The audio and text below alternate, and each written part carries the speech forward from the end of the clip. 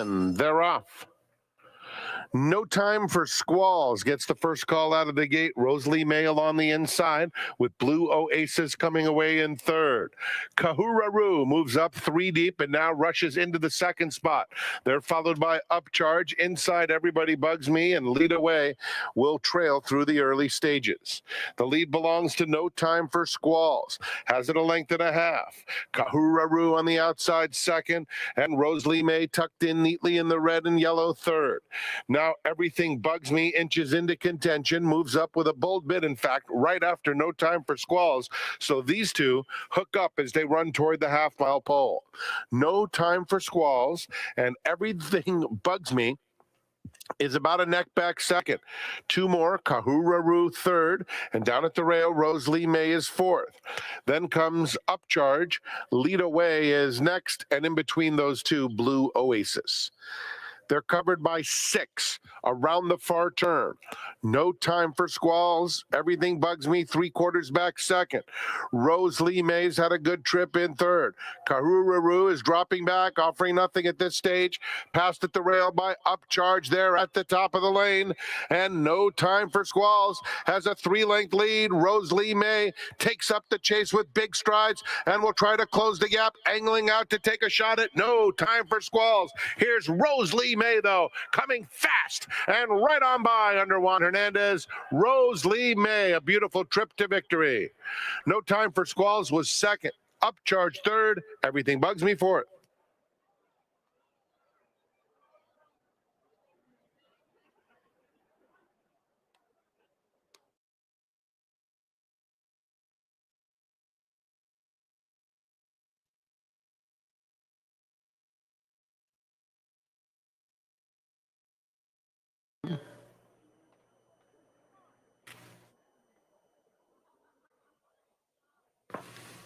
They're in the gate, and they're off. Tiger Son, My Amigo, now moves up between rivals to take the lead. At the rail, Le Mans showing good speed, and Le Mans now in front. Daddy's Quest moves up to take second. Careful Colin and My Amigo now fourth on the outside, but only 2 off the lead. They're followed by Cangrejo at the rail. Tiger Son has 4 to make up, the 2 trailers Fast Service and Klimt AP. Le Mans goes past the 3/8 pole with a 2-length lead. Cangrejo chasing gamely along the rail in second. It's 3 more to My Amigo. Careful Colin is next. Behind them, here's Fast Service in the green. Making rapid progress is Fast Service all the way up to claim third. And after the new leader, Cangrejo, who hugs the rail and goes for home. Putting away Le Mans, the dangerous Fast Service, who continues to close stoutly. Cangrejo 2-length lead. Fast Service eating up the ground with every stride. Cangrejo trying to fend off Fast Service, who's right to him, and he cannot do it. Fast Service and Manuel Americano to win it going away. Cangrejo was second, Klimt AP third, Tiger Son fourth.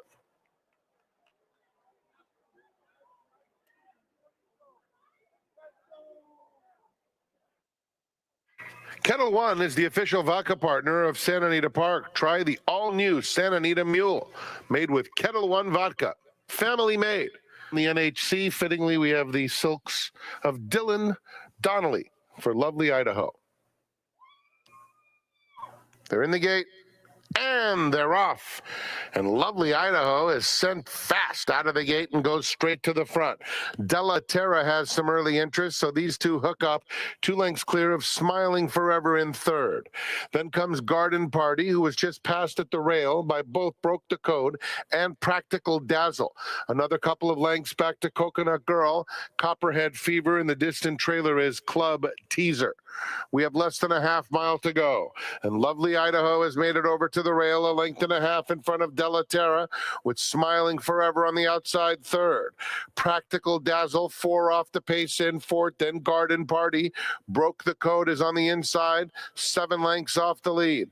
Another 2 back to Coconut Girl, with Copperhead Fever next. Another 2 back to Club Teaser there at the top of the stretch, and lovely Idaho has a 3-length lead. Della Terra angles out, trying to close the gap on lovely Idaho, who's still running well. Lovely Lovely Idaho has no intention of slowing down, widens in fact past the 16th pole and is long gone under Armando Ayuso.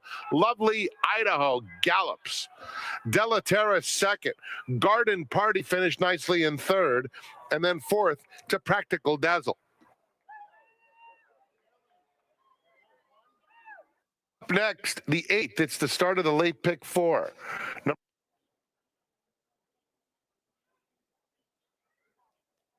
We're in the gate. And they're off. And Love Candy is quick out of the gate. So is Major Tom. And on the inside, here's Big Don Smiling, battling for the lead with the new front runner, No Doro. No Doro in front, Big Don Smiling second, Major Tom now third. Then comes JT's Watch, who's racing in fourth between rivals. And Love Candy is the gray, 3 lengths off the lead. Bobby's Alibi second to last, and Mr. Fighter 4 behind him. 3 furlongs out. No Doro is the one to catch. Has a 2-length advantage on Major Tom in second. Then it's Big Don Smiling. Love Candy has lost a touch of ground between those two. JT's Watch is next. 4 clear of Bobby's Alibi. Mr. Fighter inches up outside of him. They pass the quarter pole and turn for home, and it's No Doro. Major Tom comes right to him, though, handridden, and down at the rail, Big Don Smiling.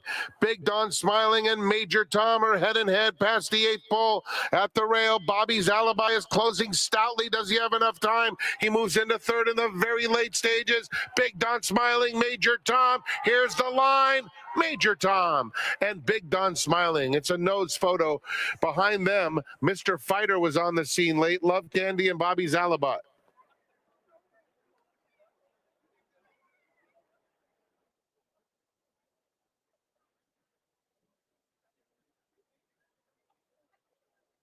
Is secure.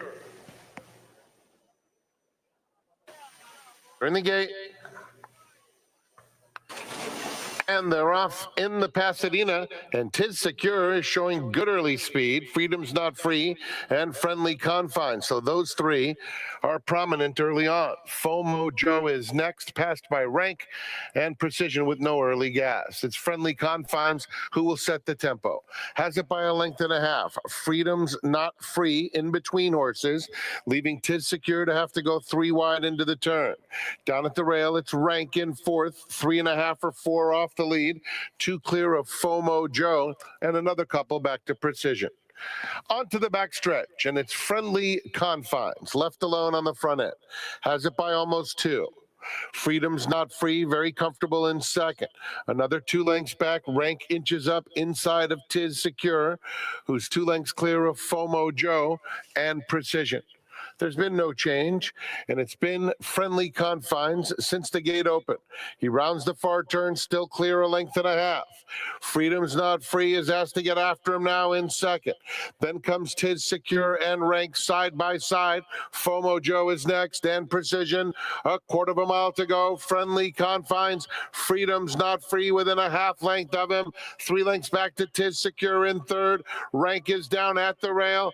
They're coming to the 8th pole, and Freedom's Not Free is cut loose with a nice bid to take the lead. Friendly Confines not laying down. He's fighting him all the way to the wire. Freedom's Not Free. Friendly Confines now gives way. It will be Freedom's Not Free, a sharp winner of the Pasadena.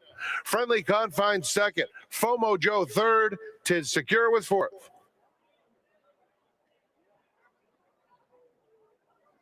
Is up next in 21 minutes. Scratch number 1, Melanie's Tiger, $5 late double wagering offer. Load following Harson.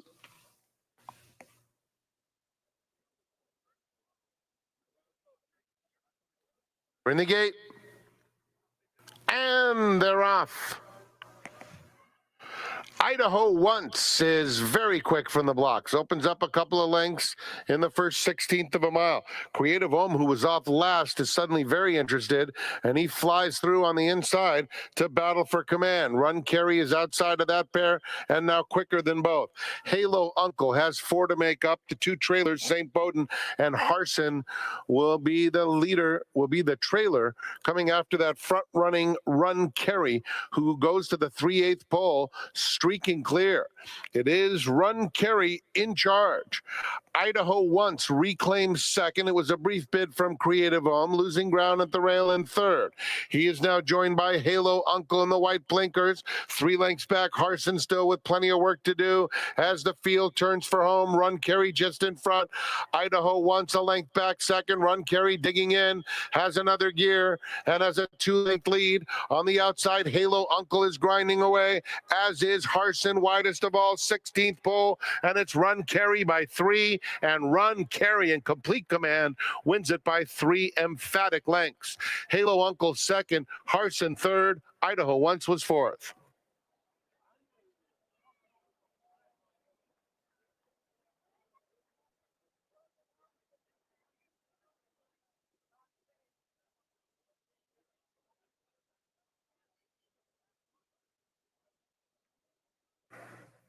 All set.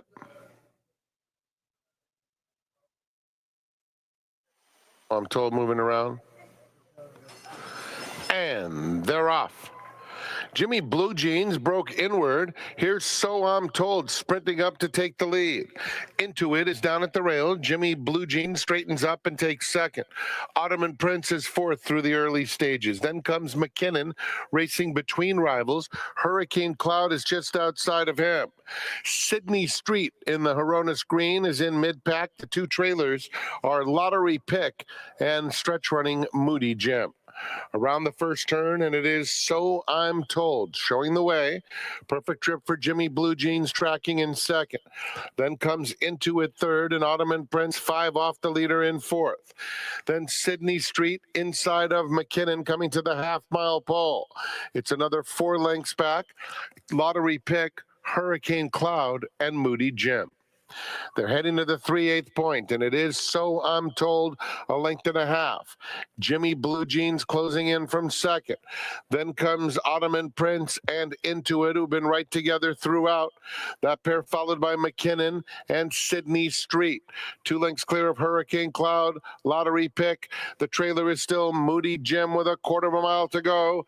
So I'm Told, the long shot leader's been there every step of the way.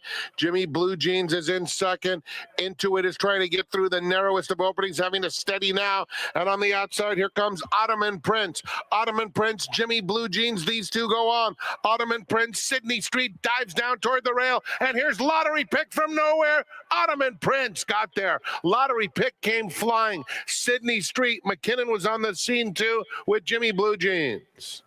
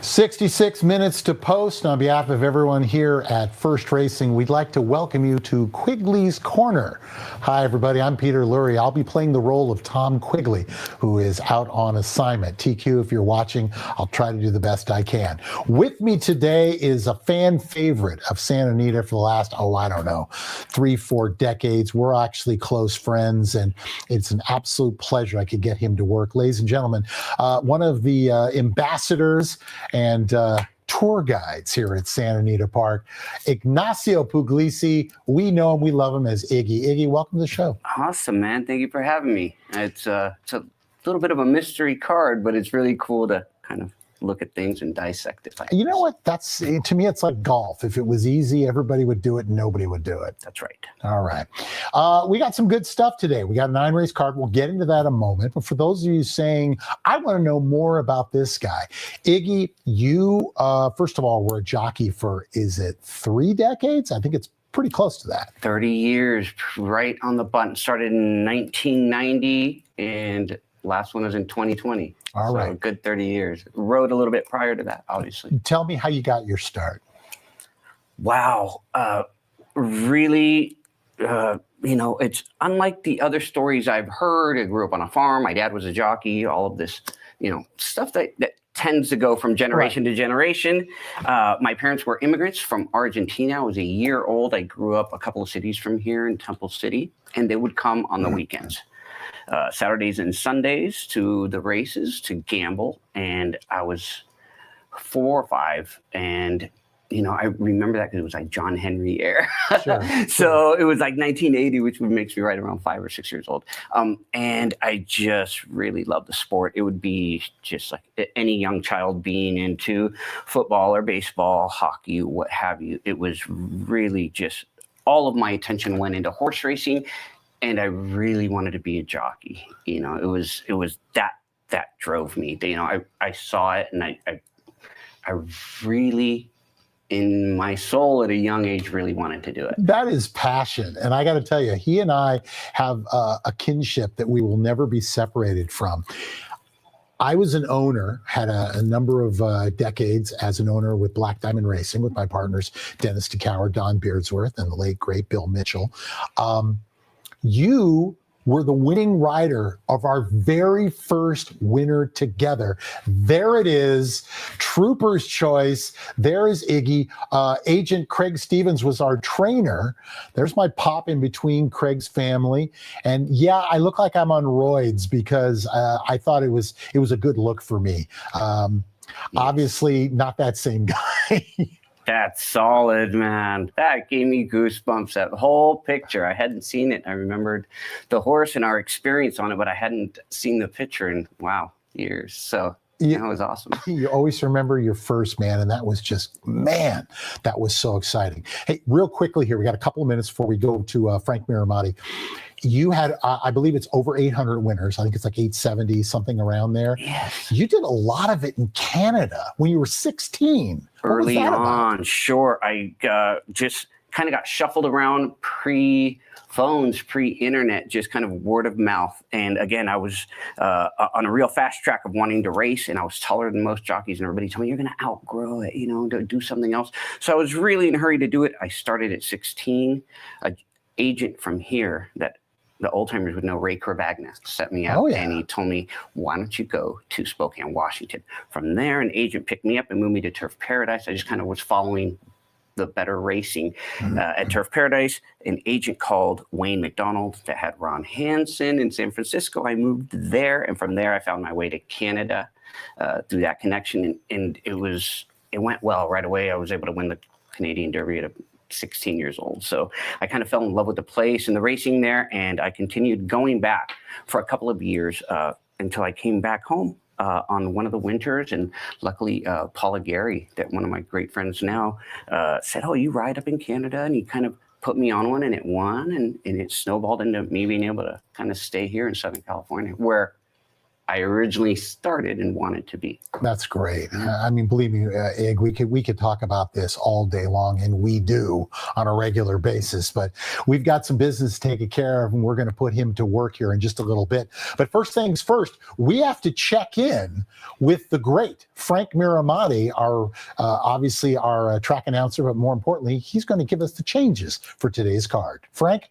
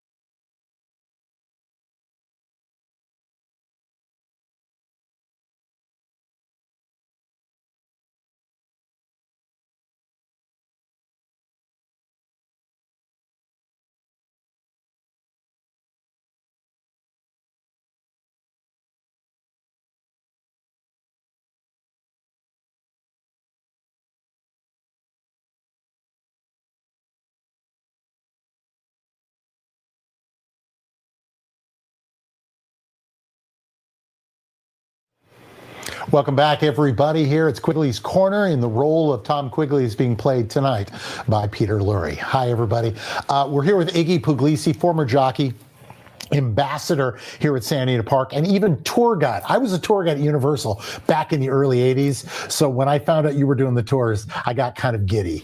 Yeah, it was the lady that does it, Paige, is really wonderful. She's fantastic at it. She was not able to do it a couple of times, and they asked if I could step in, and it was neat. I'm like, sure, I could do that, which not sure, how it was. But it just seems like any time now where you're able to introduce somebody that hasn't been here before to the races, and you can see that sparkle or that they want to know, the interest, that makes it super easy. Once, you can get them on the line, you're like, okay, now I can tell you all the cool stuff about it. And I didn't know if that was really for me, and I'm too old to do things that I don't like to do. So honestly, I really, if I do things that I enjoy, that being one of them, it's worked out where it's like once a week. But I'm always doing something else. Sometimes it's for Nate, sometimes it's for Amy, sometimes for Jody. You're the liaison to everybody. But it's still kind of the same thing, no matter who it is, whether VIP or not, or if you see me at the track, I'll go through some picture. I'll tell you who it is. It's just like that. I like going up to people and asking them how they're doing. Just so you know, folks up in Western Canada who remember you from your days at Northlands Park are watching right now, and they wanted to say hi. Josh Murphy, his whole family, he works over at Century Downs, big fans of yours, and when they found out you were going to be on, they said we had to pipe it into the racetrack. So everybody's all excited. Let's talk about the racing here, folks. We got a 9-race card. If you know already, off the turf today. Currently, the track is listed as good. That could change throughout, but it is what it is. Let's get right to it. Ig, we're going to put you to work. 5.5 furlongs of distance. Maiden claiming 8th, the cornerstone of any good racing card. 3-5 favor right now to the 3-horse Hakala. Excuse me. What did you see in this race? This race was really tough for me to dissect, and I again enjoy trying to rattle things and see what happened. And I would go back and watch tapes, and this one's better on this one's better on grass, and to know what we were going to run on and how sloppy the track would get, it was difficult. The 3, just because of the consistency of the 5-year-old mare running second, maybe I almost lean towards a first-time starter. The horse would have had to work over the racetrack here. I would have maybe gone there, but the Pleasanton works. I don't know. It's this race really boggles me. I'm not sure. Real quickly here, and just give us the quick little answer. I feel the same way when I'm handicapping horses coming from somewhere else. I prefer if they get a work over the grounds, or at least I know that they've traveled over the grounds, because different surfaces, different results. Right. And even racing styles, you'll see that sometimes a horse that looks like it outclasses or is just as fast go over to the Los Alamitos 4.5 races or the 1,000-yard races. Then it's different. Early, those horses are very quick the first couple of jumps away from there. And again, it's just not just the difference in track, but to get used to that footing and that type of speed. So the Pleasanton ones have adjusted, and they're winning here, especially after a start or two. But without the workout here, it's just difficult. Let's turn our attention to the second race on the card. 6.5 furlongs of distance. Option claiming 50,000, non-winners of 1. It's also the start of the early pick 4. Iggy, how'd you see it? I see Seismic Beauty turning it on Wish They All Could Be. They ran against each other last time. I know that the other horse is a hard-knocking 7-year-old mare. Seismic Beauty, just like first time out, I'm trying to follow a little bit of a pattern. Horse ran into One Magic Filly, super nice horse. But ran second first time out for Boffert. They usually don't. They usually have more air, or they just can get there more than other ones can. Then came back with a huge win. Same as last time. This horse was heavily bet and came up a little bit short. I'm expecting maybe it needed that. Maybe this horse doesn't get as much conditioning in the morning time that it does in the afternoon. I expect a big move forward from the inside. I only saw the 2 favorites in there. So did I. I mean, wish they all could be for Hector Palma, about as consistent as you're going to find. But it's always tough to go against a Bob Baffert, no matter what the conditions are. Let's get to the third race. Mile and a 16th. These are maiden special weights. These are 3-year-olds. And it's an interesting race. I mean, Voldemort, for all those Harry Potter fans, I'm sure are going to be jumping all over this one for, again, that Bob Baffert. But how did you see it? This race is great because I'll make little notes on prior races of horses that either caught my eye or that I liked. In this particular race, 2 horses. Modus Bestia ran fantastic first time out against a Bob Baffert horse, San Saba, that won second time out. But this horse really lights out and galloped out well, caught the eye, and also a horse. Not sure what this horse wants to do because he's only started on grass twice. The number 2, Tamino. I'm a big fan of this horse. Both times it looks like maybe it just wants to run second. Both of these efforts are really good against good horses, and the gallop outs are super strong. It's on grass, so another question mark. But I'm a fan of this horse. If anything, there are other ones that I'm going to follow along to see how they do on today's dirt. You talk a lot about horses in the morning and hours. Do you miss getting aboard horses? Not as much as people think. They ask a lot. It's just so difficult. It really is. I watch now, and I'm like, I just know the work that goes into anything. Jogging horses is just as difficult as racing, taxing-wise, certain ones. Galloping horses, all of it. The pony people, they're not only holding their own pony horse, they're also holding you. It's riding too. It's all of it is difficult, and I'm glad I did it for such a long time, but I don't miss it that much. I really like watching. Watching is much easier now. That's a psychiatrist say that's very healthy. Very healthy. Well, there you go. That's me. Picture health. Absolutely. Mile and a 16th in that maiden special weight we just saw. 4th race coming up. This will also kick off the $2 pick 6. And again, 6 furlongs. These are Calbred maiden claiming 12.5. Interesting race. We do have a scratch in that race. The 1-horse Charlie Neal will not go, now down to a field of 8. Wow. The difficulty in this race, once again, is the lack of speed. Now it looks like only 1 horse is really going to clear. Far Overload breaks hard. I watched that last replay, and this horse could have needed a race off of the layoff. Not sure if it wants any more distance, but maybe it'll be a separator. I see this horse being in front. And a horse that I had to go back all the way to December of last year, Problem Solver. This horse has run a couple of times on the main circuit. The race at Santa Anita back October 25th, that race is good enough. It's a sneaky 3rd place finish. That horse is good enough to win in this context. So I went 5-6 in there. What's your thoughts on those horses coming over from over at Los Alamitos, those 1,000-yard races, coming and sprinting over here? Opinions vary on this. Again, if the horse hadn't done what it's doing today prior here, going 5.5, 6, and 6.5 at Santa Anita, Del Mar, and Los Alamitos, the race course, then I tend to stay away from the 1,000-yard horse if that's all they've done. But because this horse has shown me some interest, it piques me again. Sometimes those 1,000-yard races, horses just don't want to be shoved that hard that early. Those horses break there and they're running. There is no time to settle and take dirt and I'm going to wait and around the turn and save ground. They're going. And some horses need a little bit of time. They don't want to be hurried away from the gate quite as much. This horse, when it hasn't been hurried, finished with his legs under him all the time. Sometimes they're Philly, I forget. But that horse finishes with his legs under him, which is a positive sign in here. Highland Echo is going to show a little bit more speed too from the 3 posts, but again, 5 and 6 I saw. I like what I'm seeing. Okay, if you're just joining us here on Quigley's Corner, no turf racing today over in Southern California here at Santa Anita Park. So the fifth race on the card, 6.5 furlongs, was originally down the hillside turf course, now on the main track. This is also the late pick 5, and a couple scratches in the race. Obviously, Agency, the one, not going to go. Nero Tulip also is out. Take out the 6 Belmont Bill at this point, and the 9 horse Baldoro, who was also eligible, also is scratched. So take out the 1, 2, 6, and 9.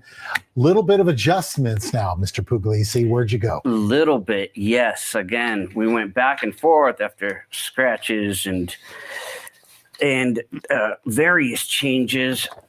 Rhythm on Stage has run well on a wet, fast track, which is a positive to me because it looks like it's just grass, and those horses, they tend to do one thing better than others. But this horse maintains a steady work pattern in the morning, and the last 2 races, Rhythm on Stage is pulling early, looking for a spot. This is very encouraging, and this what type of race. I thought there was more speed. Now there's a little bit less. But Rhythm on Stage caught my eye, and I'm taking just a shot with Hula Candy wants to do something different. This horse has old back class from last year. Jeff Mullins, such a sharp trainer that I'm surprised that off the claim this horse hasn't shown a little bit more. Maybe today sprinting on dirt is what they want to do. We saw it, a couple of days ago, a horse trying to sprint over routing, and it ended up being successful. So I don't know. I'm going to take a shot in the dark with Hula Candy. Okay, let me ask you from a rider's standpoint. A lot of times we talk about horses that have been training on the dirt, and when they move to the grass, what indication lets you know this horse might like it? Other way around. Horse has been racing on the grass. Now all of a sudden they find themselves, for whatever reason, racing on the dirt. What gives you the indication they're going to be okay?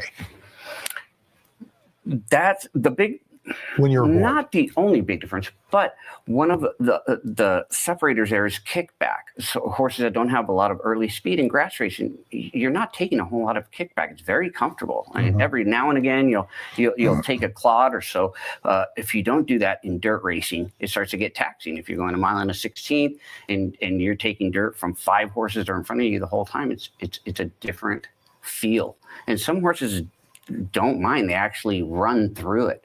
Other horses for grass, obviously, we know the difference are more explosive. They're waiting inside, and they kind of quicken better. If the horse doesn't, then you'll go, maybe dirt. You're more of a grinding horse than an accelerating horse. So maybe we'll try dirt. This horse has more of a dirt feel to him. All right. 6th race on the card. It is the late pick 4. We are looking at 6.5 furlongs. These are Calbred maiden special weight. These are the ladies. 3-year-old fillies going postward. Take out the 4 Ride Gold. Will not go in the race. A field of 7 coming up. This, I thought, was an interesting race if you were going to try to beat the favorite. It is another one of these races, these horses that all run against each other in a common race.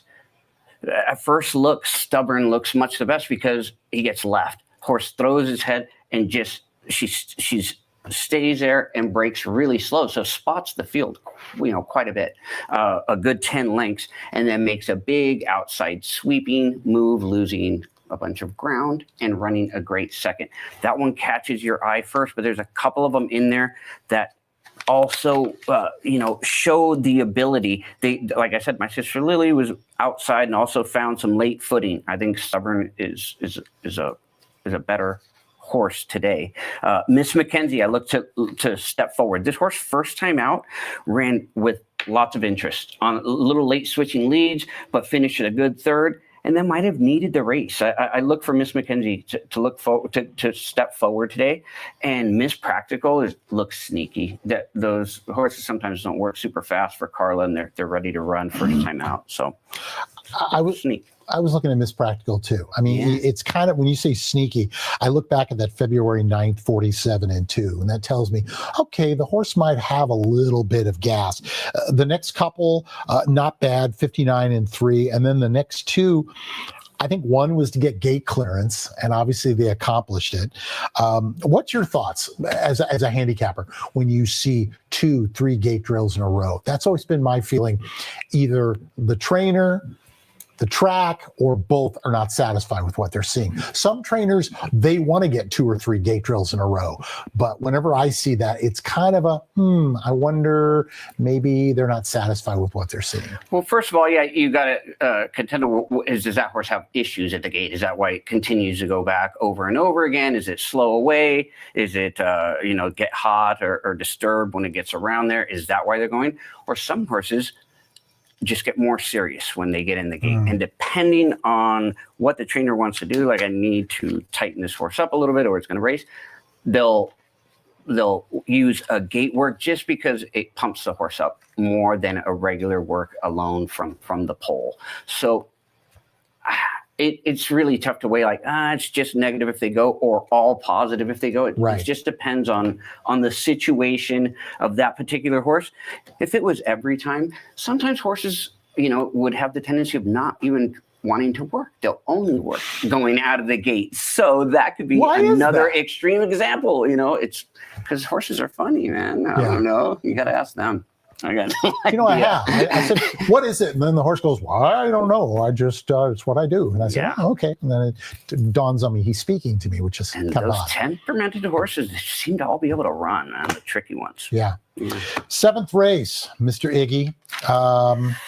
We are looking at another race, originally scheduled for the grass, no turf racing. If you're just joining us, where have you been? Will be a mile on the main track. These are maiden claim in 50, 4 and 5-year-olds. I thought was an interesting condition they've been running this season. Ghost Coast, for obvious reasons, the 2 is out. Broadway Unions, the 6 horse is already out. So that leaves us now with a field of 7. Interested to see where you're going with this one. I like the price in the race, which I don't think now is going to be a price. Again, kind of a paceless race without Broadway Unions. I thought would make things go a little bit, or even Ghost Coast. Maybe Freedom Maker is enough. He's got a nice 46.4 workout here, second best of the morning. That's who I ended up on inside everything from the drop. The trainer, Jonathan Thomas, has done a fantastic job with all of his horses that he's brought over. Freedom Maker and Rispoli catch my eye off the layoff. I think this horse is going to be forwardly placed. I know that they take the blinkers off, but Umberto is very smart and cagey, and there's not a lot in here, and regardless, he'll adjust. And my second choice is probably one that nobody wants to hear because they've seen a horse run a bunch of times, is Excel Calculator. But if you go back to all 3 lines, look, it stumbled badly, off the layoff, stumbled badly. Then the La Salle race, that horse went back to its left lead on that long stretch and switched back. And the last race is decent against Malibu Rocks, a good horse of Mike Pipey's. So I'm going to take Excel Calculator in this context as my second choice. Okay, I like it. I like the cut of your jib. Who was the long shot you were coming with in there? You know what? There was the 8-horse Supreme Coast. Speaking of Mike Pipey, who couldn't be training any more in Fuego than anybody on the court. I know that last race that I thought was strong was on the grass, and you got to go back to the maiden 20s when he didn't have it. But the horse to me proved down at Del Mar going a mile and a 16th that the horse can get the distance on the main track. And for me, speaking as an owner, Del Mar has always been kind of a funny place when it comes to the dirt. You could have a horse that for some reason the head just gets picked up down there. Is it that the tide is coming in underneath during the day and out during the morning? I can't tell you why, but I just think that sometimes they prove that maybe they can run on the dirt. That's just it. Now you've talked me into it. No, honestly, I'm looking back, and Daddy Justify sprinted home that day, even though it was rowdy, and the second place horse also came back and won. Mike had enough sense to put Mr. Pratt on this horse. Yes. Oh, I see. Okay, I'm in. Okay. I'm in. See, that's what guys do on the That's it. bench. This is what we do on the bench. Talk each other into stuff. That's it. Or talk out of. All right, late daily double time. Race number 8, 1 mile. These are Calvert optional 20. Non-winners of one other than. At this point, could change. No scratches at this point. 5 to 2 on the one horse, Clouseau for OJ Hardigay. Shout out to OJ and, of course, his brother, Louis, who's a steward up here. I'm so happy for OJ because it was tough sledding in the beginning, and now his horses are starting to wake up. Yeah, I saw him the other day going down the escalators, and I congratulated him on the success. And it just, for whatever reason, maybe just the horses need adjustment. Maybe they were just in the wrong pattern. You found what it was, or they needed to acclimate to be here. But yeah, OJ is doing fantastic, man. It's just a hard worker. I've seen him out there for years, on all the circuits. So yeah, great success. Give me some love. Who do you like? Who's your pick? Same. I'm jumping on the bandwagon. Nice. Why not? Yeah. Off the Nice. claim, this horse has been a perfect 3. Also, I look, not that it matters anymore on these wet tracks as much. They tend to be super dry and kind of quick in Southern California, or at least at Santa Anita, no matter how much rain we've gotten. So I don't know if the wet means a lot, but this horse kind of sits and waits and pounces on them. Again, not a ton of speed in this other race. Maybe Kerry Gold will show a little bit more. But a horse that's going to run on dirt is Little Richard's Bellow. And if you watch that horse's last replay, it doesn't look like he's winning. And he really finds the wire. He knows where he's at, and he just lunges at it. And that, again, screams out at me when they really know where the wire's at, and that determination to win. I'm a fan of his. So 1-2 in there. And you were just talking about the track itself. It dries out. You know what? Shout out to the track man and his entire crew. I mean, people don't realize when you got rain going like we did, and it wasn't torrential, but it was fairly steady for the last 2 or 3 days. They got a lot of work, and a lot of it takes place overnight. They don't get to say, well, I'm a little tired. I think I'm going to go home. No, it doesn't work that way. You are going to be here until we decide it's done. Yes. The maintenance crew's just been unbelievable. It was. I know people laugh, oh, Southern California has always got great weather. It was hailing yesterday. It was, Yeah. So, for it to look like there's no water on it is fantastic. Because I remember, the old wet, sloppy, superior mud runner. I remember the X with the circle. Sure. Yeah. All right. 3 minutes left in the show. We're going to pick things up here real quickly here, Id. This last race. Now, this is where it really gets interesting. We've got scratches on the race, originally scheduled for 6 furlongs on the flat turf. Now it'll be on the main track, 6 furlongs.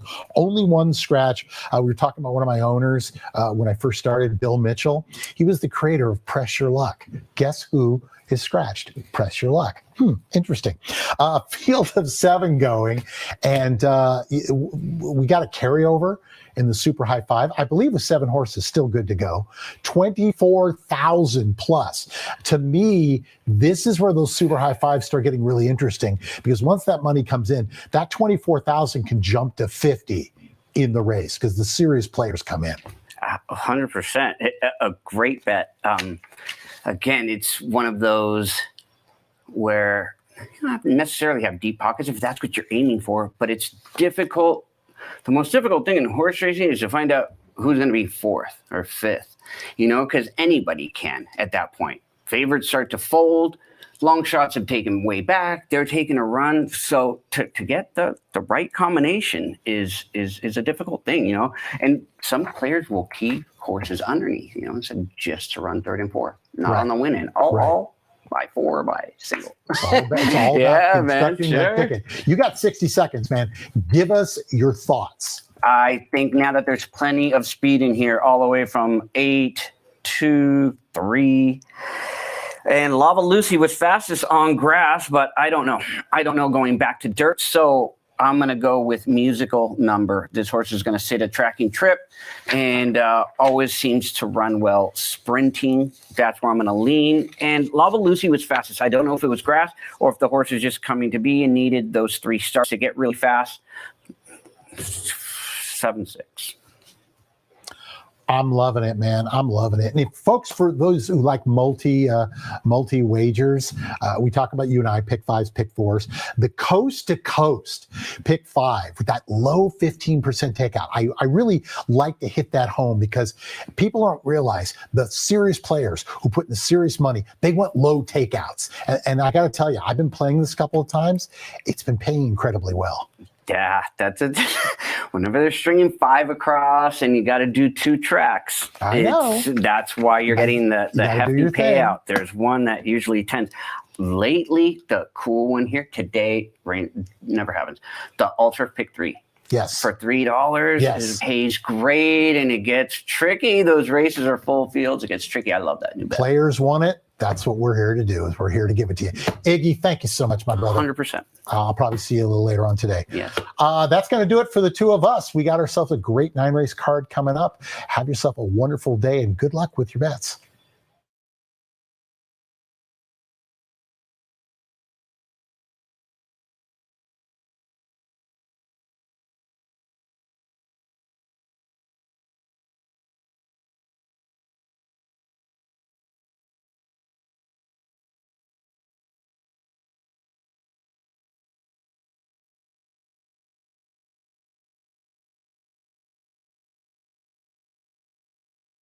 Ladies and gentlemen, please rise for our national anthem.